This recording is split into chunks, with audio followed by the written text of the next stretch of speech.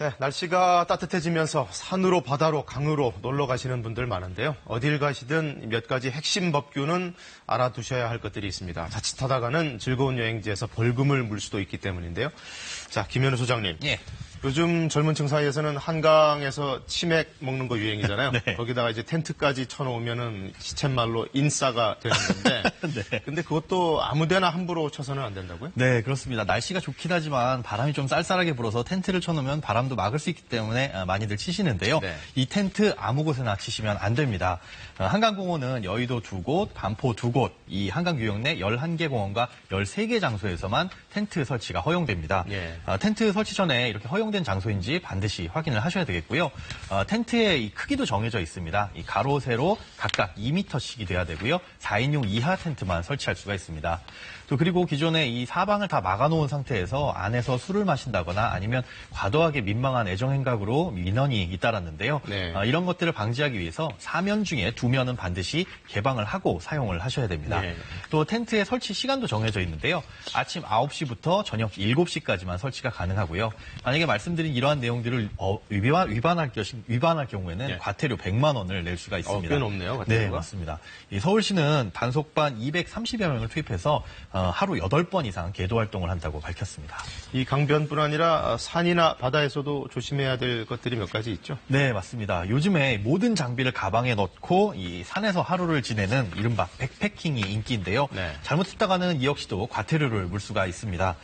국립, 군립, 도립공원에서는 야영과 취사가 모두 금지돼 있고요. 또 사유지가 아닌 산에서의 야영까지는 막고 있지는 않지만 모든 산에서 이 불을 피우거나 이 취사 활동은 금지가 되어 있습니다. 예.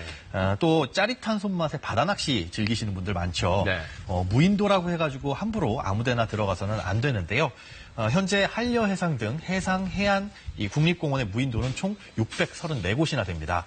그런데 이 중에 야생동물 보호를 위해서 아예 출입 자체를 금지시키고 있는 무인도도 237곳에 이르는데요. 네. 이런 곳에는 아예 그냥 출입 자체를 안 하셔야 됩니다.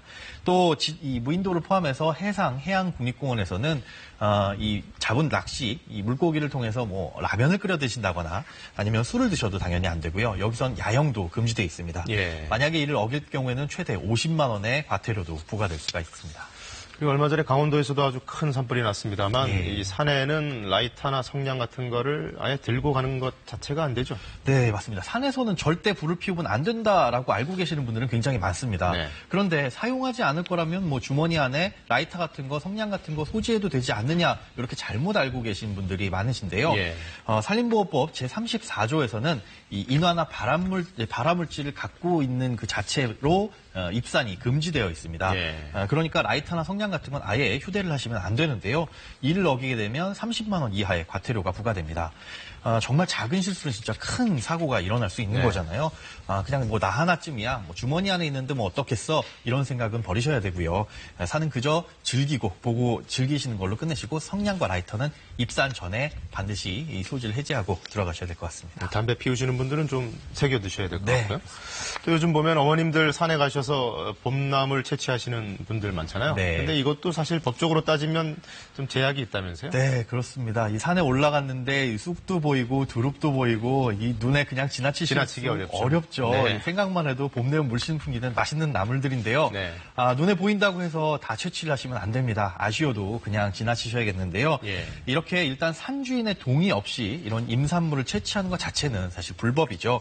또 그리고 몸에 좋다고 해서 또 맛에 좋다고 해가지고 이 모든 식물들을 꺾고 오면 이 산림보호 차원에서 안 좋은 영향을 끼칠 수밖에는 없습니다. 네. 관련 법에 따르면요, 이렇게 불법으로 임산물을 채취했을 경우에 5년 이하의 징역 또는 5천만 원 이하의 벌금이 부과됩니다. 굉장히 큰데요. 산림청은 5월 말까지 산나물, 산약초에 대한 이 불법 채취 활동을 집중적으로 단속한다고 밝혔습니다. 예. 서울, 경기 그리고 강원 영서 지방이 이런 산림 채취 취약 지역인데요.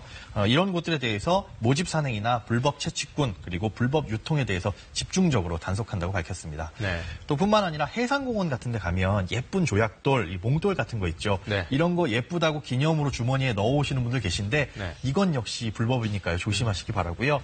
뭐 아름다운 자연 우리 모두 다 볼 수 있도록 뭐 벌금이나 과태료 이것 때문에만이 아니더라도 보호한다는 차원에서 이런 부분들은 꼭 지켜주시기 바랍니다. 네. 자연은 기본적으로 내 것이 아니다 이런 생각 갖고 있어야 될 것 같습니다. 네, 고맙습니다. 네, 고맙습니다.